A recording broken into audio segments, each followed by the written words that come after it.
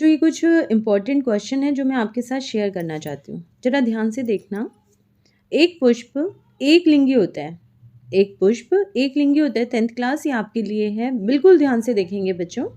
एक लिंगी जिसमें एक लिंग होता है, मतलब आपको पता है पुष्प के दो भाग होते हैं। एक होता है उसका पुंकेसर वाला भाग जो बाहर की तरफ दिखाई देता है, और एक उसका होता है स्त्री केसर वाला भाग जो आपको अंदर दिखाई दे रहा है। ये वाला भाग, इसके 3 पार्ट हैं, ये स्त्री केसर के भाग है, जबकि बाहर जो है जिसके 2 ही पार्ट होते हैं ये पुंकेसर होता है। ठीक है।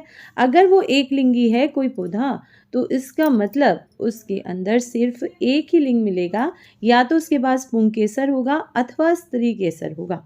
ध्यान से देखना, अथवा शब्द लिखा होगा, अथवा, अथवा मतलब या पुंकेसर या स्त्री केसर। नेक्स्ट क्वेश्चन है, किसी पुष्प में उपस्थित उसके विभिन्न भागों को बाहर से अंदर की ओर सही क्रम में लिखे। बाहर से, तो बाहर हमें यहाँ पर बाह्य दल मिलता है, ये पंखुड़ियाँ होती है। फिर अंदर आते हैं तो हमें पुंकेसर मिलते हैं। ठीक है। इसका मतलब अगर हम देखें उसके बाद हमें अंडाशय और वर्तिकाग्र दिखाई देगा। क्लियर।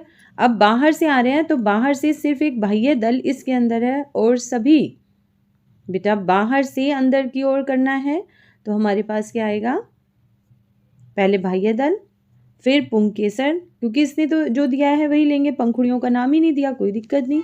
पुंकेसर पहले आ गए, फिर अंडाशय और वर्तिकाग्र, और किसी में भी बाह्य दल बाहर नहीं है। अगले क्वेश्चन की तरफ चलते हैं बच्चों।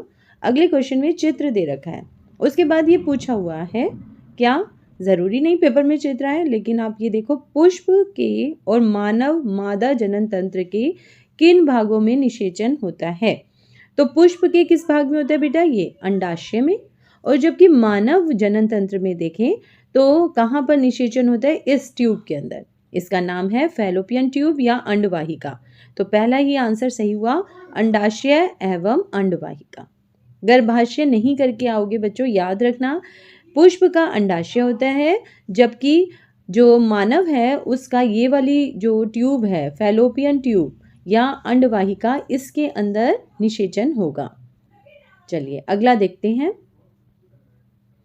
इसके अंदर पुष्प का स्त्री केसर काट के आपको दिखाया गया है। ठीक है। अब जरा ध्यान से देखेंगे, ABCDE इसने यहाँ पे डाला हुआ है। ठीक है। अब यहाँ देख लो, ए में पराग कण होते हैं बच्चों, पराग कण। पराग कण के अंदर क्या होते हैं, नर युग्मक होता है। ठीक है। अब बी क्या कह रहा है, बी ये वर्तिकाग्र बोल रहा है। देखो ध्यान से देखोगे तो वर्तिकाग्र दिख रहा है, सी वर्तिका दिख रहा है, जबकि डी इसका अंडाशय दिखाई दे रहा है, और ई नीचे ट्यूब दिखाई दे रही है। ठीक है। अब इसने पूछा क्या क्वेश्चन है वो देख लेते हैं। ओके। अनुप्रास, निषेचन से पहले नर एवं मादा कहाँ होंगे।